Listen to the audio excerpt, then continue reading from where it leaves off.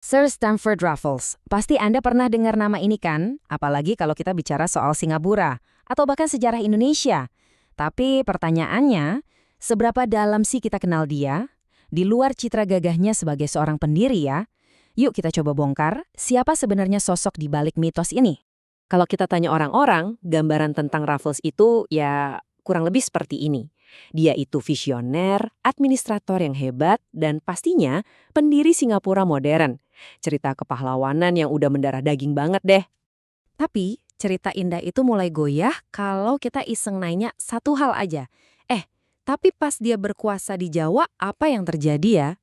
Nah, pertanyaan simpel ini nih yang jadi pintu masuk kita untuk ngebahas semuanya lebih dalam. Oke, kita mulai dulu dari legendanya ya, citra yang selama ini kita kenal. Jadi, dalam catatan sejarah, Raffles itu sering banget digambarkan sebagai tokoh yang progresif. Katanya sih dia itu administrator kolonial yang beda dari yang lain, pinter, seorang sarjana, bahkan disebut-sebut anti perbudakan. Nah, inilah citra yang paling nempel di kepala banyak orang. Sekarang kita masuk ke bagian intinya nih. Apa aja sih yang dia lakukan selama menaklukkan Jawa? Dan kita juga bakal lihat upacara-upacara yang dia bikin. Para sejarawan yang benar-benar ngulik sumber-sumber utama punya satu istilah yang kuat banget buat ngegambarin dia. Otoriter naluriah. Ini bukan cuma label asal tempel loh, ini kesimpulan dari gimana karakternya pas dia jadi letnan gubernur di Jawa. Coba kita lihat urutan kejadiannya ya. Tanggal 20 Juni 1812, pasukan Inggris nyerbu keraton Yogyakarta.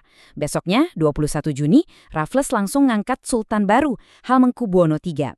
Tapi bukan cuma itu, serangan ini dilanjutin sama penjarahan keraton habis-habisan selama 4 hari. Bener-bener cara yang brutal buat nunjukin siapa yang berkuasa. Serangan langsung ke jantung kebudayaan Jawa ini jadi momen yang krusial banget. Ini bukan sekadar perang biasa loh. Ini tuh semacam pamer kekuatan militer yang emang tujuannya buat menaklukkan, buat bikin mereka tunduk. Dan angka ini, 23, ini jumlah korban jiwa dari pihak Inggris pas penyerbuan itu. Tapi anehnya dalam laporan mereka sendiri, pihak Inggris bilang kalau kerugian mereka itu relatif kecil, apalagi kalau dibandingin sama deskripsi tentang tumpukan mayat dari para pejuang keraton. Dari sini aja udah kebayangkan betapa brutal dan gak seimbangnya pertempuran itu. Dan yang dijarah itu bukan cuma emas atau permata ya, mereka ngambil semuanya. Naskah-naskah kuno Jawa, arsip-arsip tanah, bahkan Al-Quran dengan kaligrafi yang sangat indah. Pusaka-pusaka keraton, sampai barang pribadi keluarga istana pun ikut diangkut. Ini benar-benar penjarahan budaya yang skalanya masif.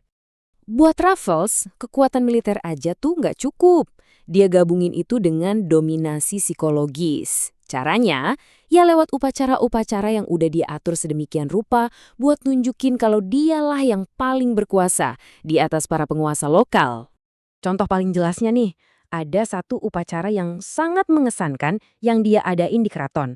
Jadi setelah sultan yang baru dihadapkan, semua pangeran Jawa disuruh cium lututnya Raffles sebagai simbol kesetiaan. Tapi yang kerennya ada 2 pangeran senior yang nolak mentah-mentah. Buat mereka, tindakan itu adalah aib, penghinaan yang luar biasa. Oke, sekarang kita geser sedikit. Dari Raffles sebagai komandan militer, kita beralih ke Raffles sebagai seorang sarjana. Kita coba intip, ada rahasia apa di balik citra intelektualnya ini. Karya magnum opusnya, The History of Java, itu benar-benar bikin reputasinya sebagai orang terpelajar meroket.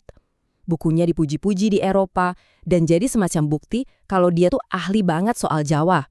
Nah, tapi disinilah masalahnya muncul. Coba kita ingat-ingat lagi ya, apa itu plagiarisme? Sederhananya kan, ngambil karya atau ide orang lain, terus kita aku-akuin sebagai punya kita sendiri. Dan ternyata setelah diteliti lebih lanjut, buku tebal itu sangat bergantung pada kerja keras orang lain yang kreditnya nggak disebutin. Sumbernya dari mana-mana loh, ada survei statistik dari Kolonel Colin Mackenzie, riset sejarah alam dari Dr. Thomas Horsfield, gambar-gambar peninggalan purbakala dari Mayor Atsi Cornelius, sampai karya-karya pejabat Belanda. Oh, dan jangan lupa, naskah-naskah Jawa hasil jarahan dari keraton juga. Dan logikanya gini, buku setebal itu dibikin cuma dalam hitungan bulan. Ini makin nguatin dugaan kalau karyanya itu lebih ke merangkum atau kompilasi kerjaan orang lain daripada hasil riset dia sendiri dari nol. Jadi, setelah kita lihat semua ini, gimana dong seharusnya kita memandang warisan seorang Stanford Raffles? Jadinya, kita dihadapkan pada dua sisi Raffles yang beda banget. Di satu sisi ada mitos tentang dia sebagai administrator pencerah, sarjana visioner, dan bahkan pendiri yang anti perbudakan. Tapi, di sisi lain, ada kenyataan bahwa dia adalah penguasa otoriter, dituduh sebagai plagiator, dan seorang komandan yang brutal. Dua-duanya ini ya bagian dari dia. Poin pentingnya sebetulnya di sini nih. Cerita tentang seorang pahlawan itu sering banget tergantung dari sudut pandang siapa yang lagi cerita. Narasi sejarah itu kan dibentuk ya, dan dalam prosesnya seringkali ada fakta-fakta yang nggak enak didengar, yang sengaja atau nggak sengaja dilewatin begitu aja. Dan ini semua membawa kita ke satu pertanyaan terakhir yang penting banget buat kita pikirin bareng-bareng. Waktu kita merayakan seorang tokoh sebagai pahlawan, sebenarnya cerita milik siapa yang sedang kita pinggirkan atau bahkan kita lupakan?